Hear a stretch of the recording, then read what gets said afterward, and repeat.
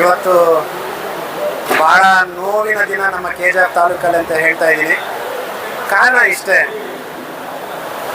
ನಮ್ಮ ಡಾಕ್ಟರ್ ಬಾಬಾ ಸಾಹೇಬ್ ಅಂಬೇಡ್ಕರ್ ಹೆಸರನ್ನು ಹೇಳಿ ಸಂವಿಧಾನ ಬಗ್ಗೆ ಮಾತಾಡ್ತಕ್ಕಂಥವ್ರು, ಡಾಕ್ಟರ್ ಬಾಬಾ ಸಾಹೇಬ್ ಹೆಸರನ್ನು ಹೇಳಿ ರಾಜ್ಯವನ್ನು ಸುತ್ತಿ ನ್ಯಾಯವನ್ನು ಕೊಡಿಸ್ತೀನಿ ಅಂತ ಹೇಳ್ತಕ್ಕಂಥವ್ರು ಈ ದಿನ ನಮ್ಮ ಕೆ.ಜಿ.ಎಫ್ ರೈತರಿಗೆ ಮಾಡ್ತಕ್ಕಂಥ ಅನ್ಯಾಯ ಏನಪ್ಪ ಅಂತಂದರೆ 498 ಮತಗಳನ್ನು ಡಿಲೀಟ್ ಮಾಡಿದ್ದಾರೆ TAPMCಯಲ್ಲಿ. ಇದನ್ನು ಪ್ರಶ್ನೆ ಮಾಡಲಿಕ್ಕೆ ನಾವು ಇವತ್ತು ಸೇರಿದ್ದೀವಿ.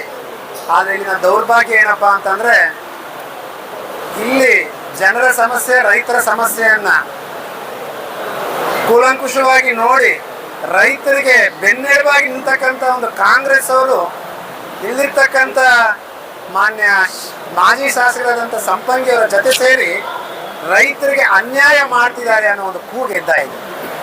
ಆದ್ದರಿಂದ ನಾನು ಹೋದ ವಾರನೂ ಅವರಿಗೆ ವಿನಂತಿ ಮಾಡಿದ್ದೆ, ಶಾಸಕರೇ ಇದನ್ನು ಸರಿಪಡಿಸಿ ಇದೊಂದು ರೈತರ ಒಂದು ಹಕ್ಕನ್ನು ಉಳಿಸಿ ಅಂತ. ಯಾರೂ ಸಹ ಇದ್ರ ಬಗ್ಗೆ ಗಮನವನ್ನು ಹಾರಿಸಿಲ್ಲ.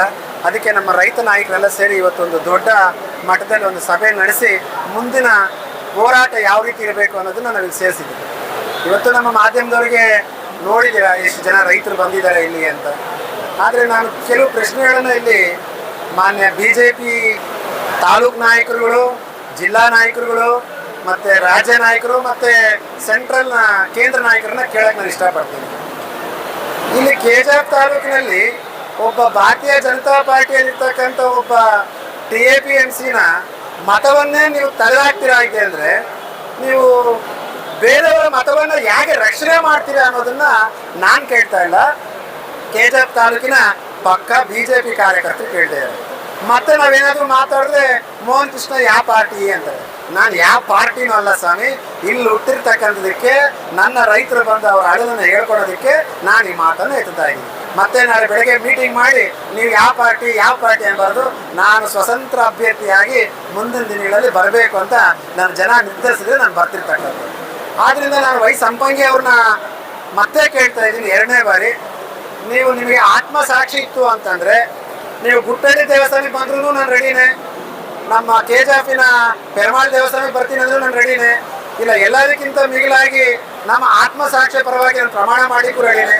ನೀವು ನಿಜ ಹೇಳಿ, ನಿಮ್ಮ ಧರ್ಮಪತಿಯಾದ ರೇಣುಕಾ ಅಕ್ಕವರು ಎಲ್ಲ ಸಭೆಗಳಿಗೂ ಬಂದವರ, ಬನ್ನಿ ಸತ್ಯ ಮಾಡೋಣ, ಹೌದು ಎಲ್ಲ ಸಭೆಗಳಿಗೂ ಬಂದವ್ರೆ, ಇಲ್ಲಿರ್ತಕ್ಕಂಥವ್ರು ಬಂದಿಲ್ಲ, ಪಾರದರ್ಶಕವಾಗಿ ಇದು ಅರ್ಧ ಐತೆ ಅಂತ ನೀವು ಹೇಳಿ ನಾನು ಒಪ್ಕೊಳ್ತೀನಿ. ನಾನು ಅದೇ ರೀತಿ ನಮ್ಮ ರೂಪಕ್ಕ ಅವ್ರನ್ನ ಹೇಳ್ತಾ ಇದ್ದೀನಿ, ರೂಪಕ್ಕ ಅವರೇ ನೀವು ಡಾಕ್ಟರ್ ಆಗಿದ್ದೀರಾ, ನಿಮ್ಮ ಅಪ್ಪ ಅವರು MP ಆಗಿದ್ರು, ಈಗ ಸಚಿವರಾಗಿದ್ದಾರೆ, ನಿಮ್ಮ ಧರ್ಮಪತಿಯವರು ಬಹಳ ದೊಡ್ಡ ಹುದ್ದೆಯಲ್ಲಿದ್ದಾರೆ.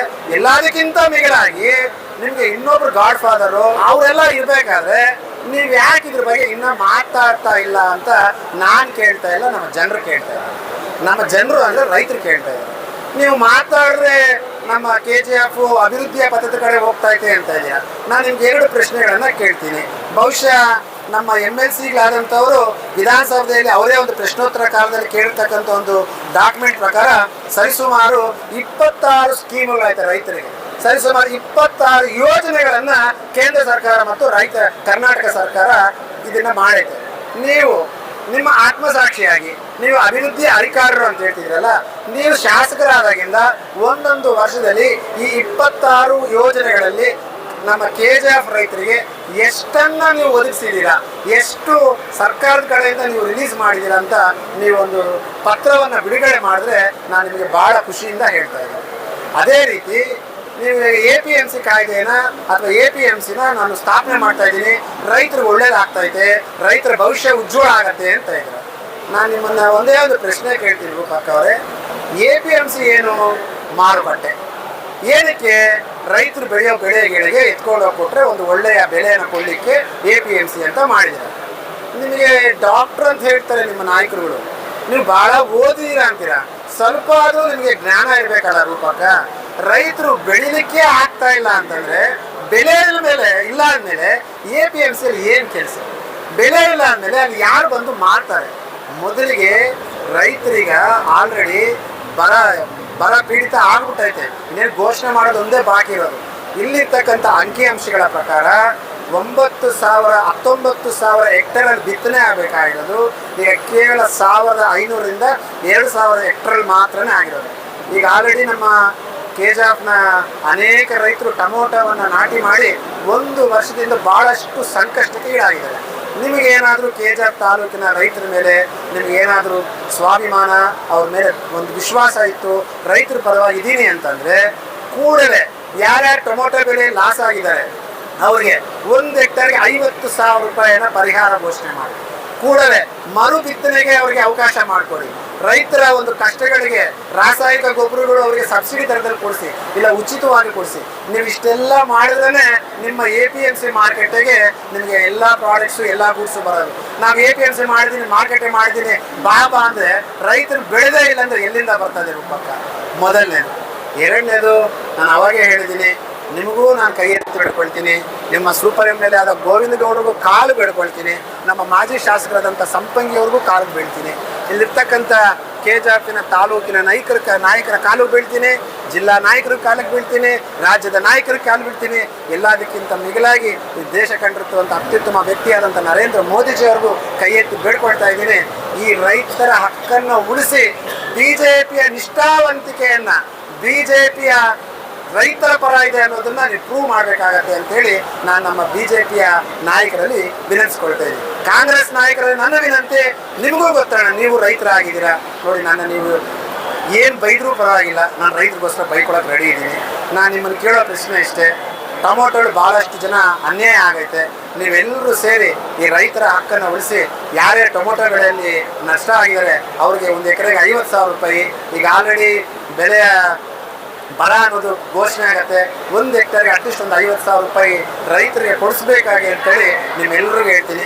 ನೀವು ಇದೆಲ್ಲ ಮಾಡಿದ್ರೆ ನಾನೊಂದು ಮೀಟಿಂಗ್ ಮಾಡಿ, ನೀವು ಬರ್ತೀರೋ ಬರೋಲ್ಲ ಗೊತ್ತಿಲ್ಲ, ನಿಮ್ಮೆಲ್ಲರ ಕಾಲಿಗೂ ನಾನು ಪುಷ್ಪಾರ್ಚನೆ ಮಾಡಿ ನಿಮ್ಮ ಕಾಲು ಬೇಡ್ಕೊಳ್ತೀನಿ. ನಮ್ಮ ರೈತರಿಗೆ ಒಳ್ಳೇದಾಗತ್ತಂದರೆ ನಿಮ್ಮ ಕಾಲನ್ನ ಇಟ್ಕೊಳ್ಳೋಕ್ಕೆ ನಾನು ಸದಾ ಸಿದ್ಧನಾಗಿದ್ದೀನಿ.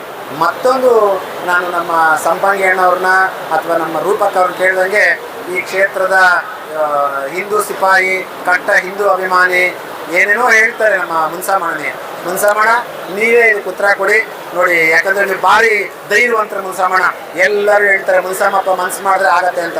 ಮುನ್ಸಾಮಣ್ಣ ನೋಡಿ, ನನಗೆ 498 ಜನ ಡಿಲೀಟ್ ಆಗಿರೋದು, ನೀವು ನಿಮ್ಮ ಆತ್ಮಸಾಕ್ಷಿಯಾಗಿ ಮೋಹನ್ ಕೃಷ್ಣ ಕೆಜಾಫ್ ರೈತರೆ ಇದು ಒಳ್ಳೆಯದು, ಇದನ್ನು ಬಿಟ್ಬಿಡಿ ಅಂತ ನಿಮ್ಮ ಮಾತು ಹೇಳಿ ನಾನು ಬಿಟ್ಬಿಡ್ತೀನಿ ಅಣ್ಣ. ಇಲ್ಲ ಅಂತಂದರೆ ನೀವೇ ಹೇಳ್ತೀರ, ದೇವರ ಬಾಯಲ್ಲಿ ಭಗವದ್ಗೀತೆ ಅಂತ ಭಾಳ ಅದ್ಭುತವಾದಂಥ ಮಾತುಗಳನ್ನ ನೀವೇ ಹೇಳಿದ್ದೀರ. ನಾನು ನಿಮ್ಮಲ್ಲಿ ಕೇಳ್ಕೊಳ್ತಾ ಇದ್ದೀನಿ, ಇದನ್ನು ಸರಿ ಮಾಡಿ ನೀವು ನೆಕ್ಸ್ಟ್ BJP ಬಗ್ಗೆ ಮಾತಾಡಬೇಕು. ನೀವು ಗೊತ್ತು, ಇನ್ನೇನೇನೋ ಬಗ್ಗೆ ಮಾತಾಡ್ತೀನಿ, ಮುಂಚೆನೇ ಮಾತಾಡ್ಬಿಟ್ಟಿದ್ದೀರಾ. ಮೋಹನ್ ಕೃಷ್ಣ 2 ಕಾಸು ಇಟ್ಕೊಂಡೆ ಖಾಲಿ ಆದ್ಮೇಲೆ, ಅಣ್ಣ ನಾನು ಇವತ್ತಿಗೂ ಹೋಗಿಲ್ಲ ಮುನ್ಸಮಣ್ಣ, ನೀನು ಹೆಂಗೆ ಬಂಗಾರಪೇಟೆ ಸುತ್ತಾಡ್ತಾ ಇದೆಯೋ ನಾನು ಇಲ್ಲಿ ಸುತ್ತಾಡ್ತಾ ಇದ್ದೀನಿ ಮುನ್ಸಮಣ್ಣ, ನಿನ್ನ ಮೇಲೆ ಗೌರವ. ಇಲ್ಲಿರ್ತಕ್ಕಂಥವ್ರೆಲ್ಲ ಹೇಳಿದ್ರು ಮುನ್ಸಮಣ್ಣ ಹತ್ರ ಹೋಗೋಣ ಅಂತ. ನಿನಗೆ ರೈತರ ಮೇಲೆ BJP ಮೇಲೆ ಕಾಳಜಿ ಇತ್ತು ಅಂತಂದರೆ ಇದ್ರ ಬಗ್ಗೆ ನೀವು ಉತ್ತರ ಕೊಡಬೇಕು ಅಂತೇಳಿ ಮುನ್ಸಮಣ್ಣ ಕೇಳ್ತೀನಿ. ಮಾತಾಡೋದು ಇನ್ನೂ ಜಾಸ್ತಿ ಐತೆ. ಕೊನೆಯಲ್ಲಿ ನಾನು ಹೇಳೋದಿಷ್ಟೇ, ಇದನ್ನು ರೂಪಕ್ಕ ಅವರು ಮಾನ್ಯ ಸಂಪಂಗಿ ಅವರು ಸರಿ ಮಾಡಿಲ್ಲ. ಅವರ ಡೈರೆಕ್ಟರ್ಸ್ ಹೇಳ್ದಂಗೆ ರೈಲು ಹೋದ್ಮೇಲೆ ಟಿಕೆಟ್ ತೊಗೊಂಡಿದ್ದಾರೆ ಅಂತಂದರೆ ರೈಲು ತುಂಬ ಜನ ಬಂದು TAPMCನ ಮುತ್ತಿಗೆ ಹಾಕ್ತಾರೆ. ನೇರ ಕಾರಣ BJPಯ ಸಂಪಂಗಿಯವರು ಮತ್ತು ಕಾಂಗ್ರೆಸ್ನ ಶಾಸಕರಾದಂಥ ರೂಪಕಲ್ ಅವರು ಅಂತೇಳಿ ವಿನಂತಿ ಮಾಡ್ಕೊಳ್ತಾರೆ.